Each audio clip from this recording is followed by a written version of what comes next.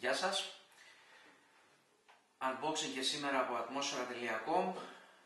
Aspire Triton 2, ολοκαίνουργιος, ολόσφρεσκος. Τον ανοίγουμε να δούμε τι έχει το κουτάκι. Έχει τη σαφή σκληρή συσκευασία. Τον αφήνουμε λίγο στην άκρη να δούμε τι περιλαμβάνει. Πλέον με μεγάλες διαφορές. Ένα έξτρα ανταλλακτικό και ένα τζαμάκι. Αυτή είναι η πρώτη μεγάλη διαφορά του Triton του 2 σε σχέση με το προηγούμενο. Διότι όποιος γνωρίζει, αν ο προηγούμενος μας είχε σπάσει, είχαμε πρόβλημα και χάναμε ένα ατμοποιητή 49 ευρώ.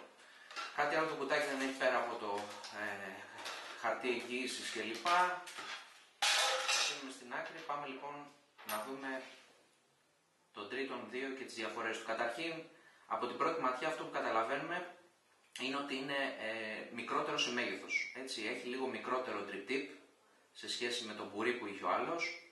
Είναι και αυτό 510, βγαίνει, οπότε μπορείτε να βάλετε και το δικό σας drip tip.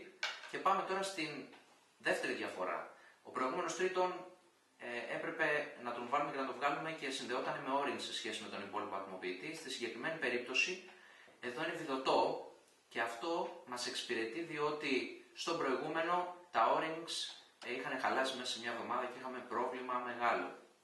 Άρα το πρώτο που κοιτάμε είναι ότι είναι βιδωτό. Άλλη διαφορά που βλέπουμε, οι τρύπες αναπλήρωσης του υγρού είναι αρκετά μεγαλύτερες και πιο εύκολες στο γέμισμα διότι απέχουν πολύ λιγότερο από το χώρο πλήρωσης. Συνεχίζουμε παρακάτω, βλέπουμε το ίδιο δαχτυλίδι αέρα, βέβαια βελτιωμένο, είναι βελτιωμένο σε σχέση με το προηγούμενο και φυσικά πάμε τώρα στις διαφορές μεγάλες που σημαίνει ότι μπορούμε να λύσουμε τον ατμοποιητή και να τον καθαρίσουμε, κάτι που δεν γινόταν στον προηγούμενο.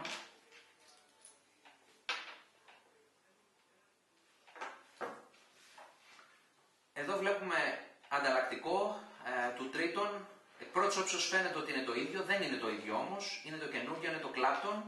Clapton Coil λοιπόν, μεγαλύτερη επιφάνεια σύρματος πάνω στο οργανικό βαμβάκι. Αυτό σημαίνει πολύ περισσότερο ντουμάνι, πολύ καλύτερη γεύση.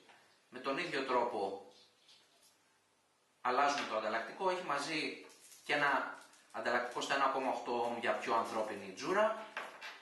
Τα καινούργια του Clapton, να θυμάστε, είναι με το πορτοκαλί. Με το μπλε στο Triton είναι τα 1,8.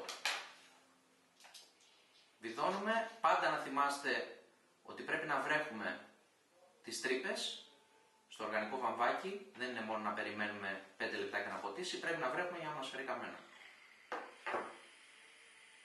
Αυτά.